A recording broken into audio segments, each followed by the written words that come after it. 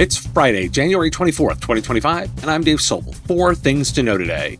Trump's AI plan, 6 months to chart a bias-free future in tech. Stargate's drama, big bucks, bigger egos, and the future of AI infrastructure.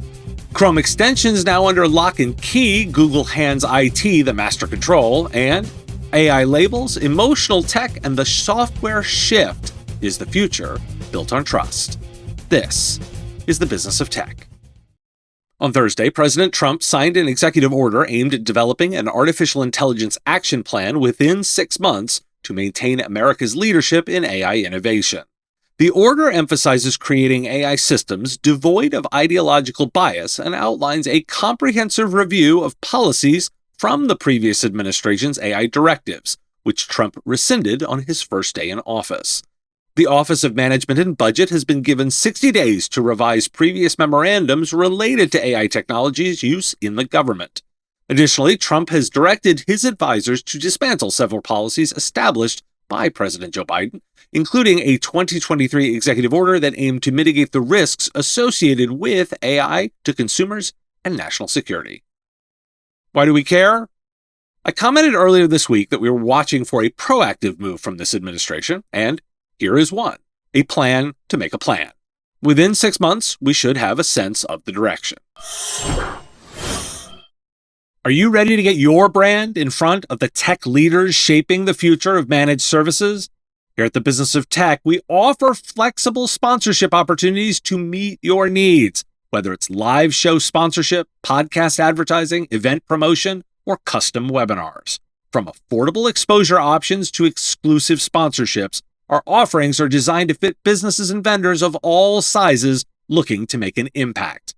Prices start at just $500 per month, making our packages a fraction of typical event sponsorship costs. Be a part of the conversation that matters to IT service providers worldwide. Join us at MSP Radio and amplify your message where it counts. Visit mspradio.com/engage today to explore all the ways we can help you grow. Now, I have to update on that Stargate announcement. Initially announced as a deal of up to $500 billion, new details are emerging. As reported by The Information, OpenAI and SoftBank have each committed $19 billion to the Stargate data center venture. OpenAI CEO Sam Altman revealed that the company will hold a 40% stake in the venture, which will initially raise, and does not have, $100 billion, and potentially $400 billion more over time. SoftBank will also hold a 40% stake. There was a bit of irrelevant drama. Elon Musk, the owner of a competing AI company, has publicly questioned the financial viability of Stargate, prompting a rebuttal from Altman. President Trump's team was outraged, as reported by Politico, and believe Musk very much overstepped by publicly denouncing the project. Trump himself downplayed the situation, suggesting that it did not bother him and pointing out that Musk dislikes one of the investors involved. More relevant, European tech leaders expressed concern that the continent might become dependent on American technology dominance, and I've linked to more detailed comments if you want to dive in there. On top of that, the Washington Post reports the deal was finalized months before Trump's recent election victory.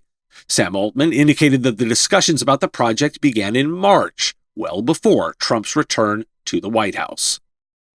Why do we care?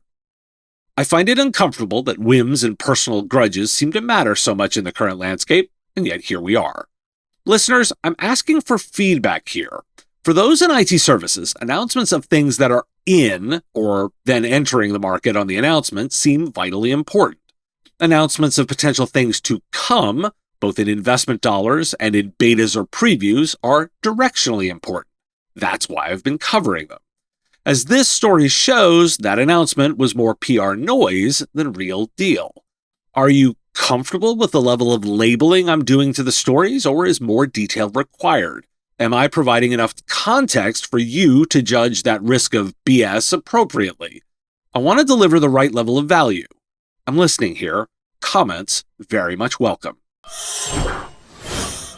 Google is enhancing control for IT administrators over Chrome browser extensions, addressing security concerns linked to cybercriminal activity. As part of a new set of features for organizations using Chrome Enterprise, IT admins will soon be able to remotely remove installed extensions and prevent future downloads. The initiative includes a curated Chrome Web Store experience tailored for businesses, making it easier for employees to find pre-approved extensions. This update aims to minimize risks associated with harmful extensions, highlighted by a phishing campaign that hijacked legitimate Chrome extensions last December. Additional tools for admins will be available later this year, including the ability to display custom messages on extension pages to inform users about compliance with company policies. Why do we care? Chrome extensions are a common vector for cyber attacks, with malicious or compromised extensions acting as entry points for phishing, data exfiltration, or malware. Google's move to enhance administrative controls over these extensions addresses a long-standing security gap in browser management. For IT service providers, particularly MSPs managing environments for SMBs or larger, this update is a significant step towards reducing risk exposure. IT service providers should familiarize themselves with these tools and consider incorporating browser security audits into their service offerings. And let's end with some big ideas. I've been thinking about AI labels a lot, and seems so have experts, including Marina Kozak from Villanova University, who expresses that while labeling AI content may seem like a straightforward solution, it raises numerous questions about effectiveness and trust. Ivar Bonjoff from Harvard Business School argues that while generic AI-generated text may not require a label, hyper-realistic images should clearly indicate their AI origins. The goal of these labels is to foster critical evaluation of the content, as misinformation becomes increasingly prevalent with the rise of deepfakes. Philip Moyer, CEO of Vimeo, emphasizes that mandatory labels should be applied to content that misrepresents reality, aiding consumers in distinguishing authentic information from artificially generated media. The article in Information Week suggests that the design and implementation of these labels requires further research to enhance their effectiveness in combating misinformation. And from Silicon Republic, a recent study from Aalto University reveals that successfully integrating artificial intelligence into organization hinges more on understanding emotions than on technology itself.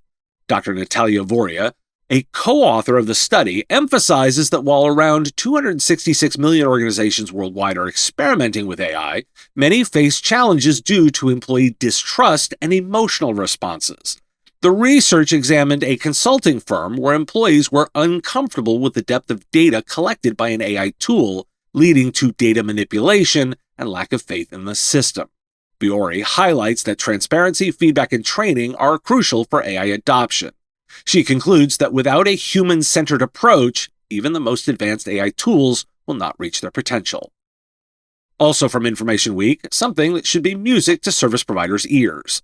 High-tech companies are facing a crucial transformation as global IT spending rises and shifts towards services and software away from hardware investments.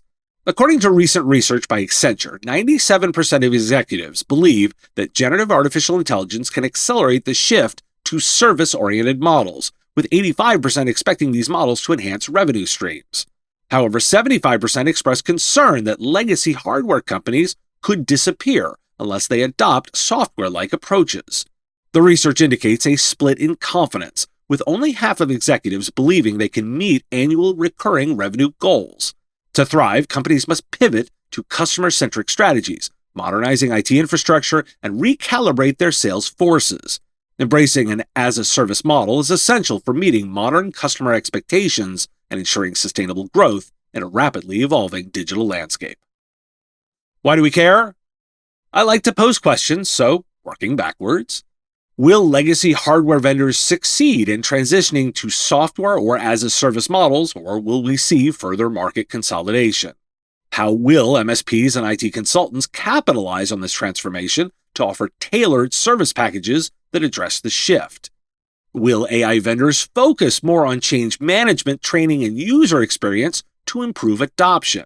How might service providers and consultants leverage this insight to become key facilitators of successful AI integrations? Will regulatory bodies mandate AI labeling globally, and how will those standards differ by region?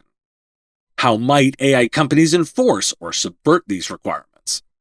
And I'll take a moment to provide my policy for AI labeling. Any content coming out on the show has been reviewed by a human, and thus it's the human's responsibility. I do use AI to assist in the production of content. For example, it's a writing assistant, grammar checker, and idea generation tool. The English language voice and video are me, authentically, and if I use AI voice or video, it will be labeled, and the specific reason for the use will be noted. For example, if I'm sick. Any foreign language AI translation, such as the Spanish language show, is based on that English source and labeled in the show's description and with appropriate tagging, such as YouTube's AI content label. Thanks for listening. It's Beer Can Appreciation Day, Macintosh Computer Day, National Compliment Day, National Peanut Butter Day, and International Mobile Phone Recycling Day. Apparently, it's also Talk Like a Grizzled Prospector Day, but I generally prefer Talk Like a Pirate Day. The Business of Tech is written and produced by me, Dave Sobel, under ethics guidelines posted at businessof.tech. If you've enjoyed the show, make sure you've subscribed or followed on your favorite platform. It's free and helps directly. Give us a review, too. If you want to support the show, visit patreon.com/MSPradio, and you'll get access to content early. Or buy our Why Do We Care merch at businessof.tech. Have a question you want answered? We take listener questions. Send them in, ideally as a voice memo or video, to question@mspradio.com. I answer listener questions live on our Wednesday live show on YouTube and LinkedIn. If you've got a comment or a thought on a story, put it in the comments if you're on YouTube, or reach out on LinkedIn if you're listening to the podcast. And if you want to advertise on the show, visit mspradio.com/engage. Once again, thanks for listening, and I will talk to you again on our next episode. Part of the MSP Radio Network.